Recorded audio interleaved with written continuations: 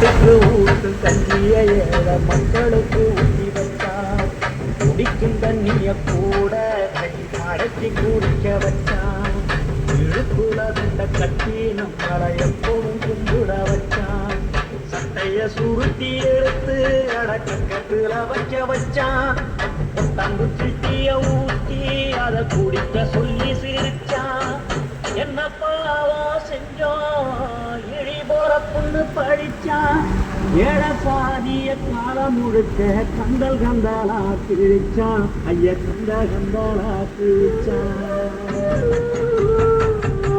ஏ பஞ்சத்தால மோர பாமர மக்களே பட்ட கதை கேளுங்க.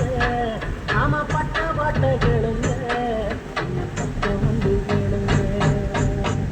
இந்த நிலை மாற்றிட இழிநிலையை போக்கிட தலித்துகளை உயர்த்திட பல நூறு பல பேரு தலைவனாக பிறந்தான்.